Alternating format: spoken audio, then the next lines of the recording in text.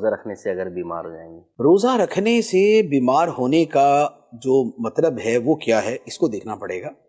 دیکھیں، ایک تو یہ ہے کہ خیال ہی ہے کہ بھی روزہ رکھیں گے تو بیمار ہو جائیں گے، کمزوری آ جائیں گی۔ نہیں، کمزوری ہونا اور چیز ہے، بیماری ہونا اور چیز ہے۔ کمزوری تو آئے گی آئے گی، روزہ رکھیں گے جب اتنا ٹائم نہیں کھائیں گے تو کمزوری تو آئے گی۔ افطار کے وقت تو پہلوان بھی جو نا یوں کر کے بیٹھا ہوتا ہے، تو لہذا کمزوری تو آئے گی۔ ٹھیک ہے، بیمار ہونا اور چیز ہے، کمزوری ہونا اور چیز ہے۔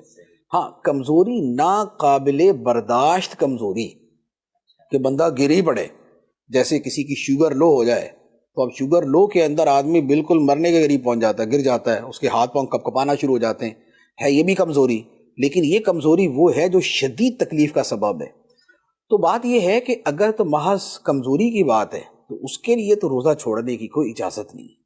دوسری بات یہ ہے کہ روزہ رکھنے سے حقیقتاً بیمار ہو جانے یا بہت شدید کمزوری کا ظن غالب ہے، گمان غالب ہے کہ ہو جائے گا، تو اب ایسی صورت میں شریعت نے کئی صورتیں بیان فرمائی ہیں کہ جن کے اندر اسے روزہ چھوڑنے کی اجازت ہے۔ جیسے یہ بھی ہو سکتا ہے کہ کسی آدمی کو روزہ رکھنا وہ برداشت نہیں کر سکتا، جیسے بوڑھا آدمی۔ اب بوڑھے آدمی کے لیے شریعت نے فدیہ رکھا ہے، یعنی ایسا بوڑھا کہ جو روزہ رکھنے کی نہ اب طاقت رکھتا ہے نہ تب طاقت رکھتا ہے، یعنی بعد میں بھی نہیں رکھ سکے گا، تو اس کے لیے فدیہ کا فرمایا۔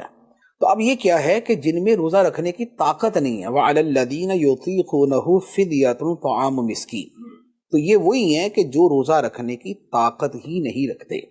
دوسرے وہ ہیں کہ جو بیمار پڑ جائیں گے، تو وہ بھی اصل میں وہی ہوئے کہ جو روزہ رکھنے کے بعد میں طاقت نہیں رکھتے۔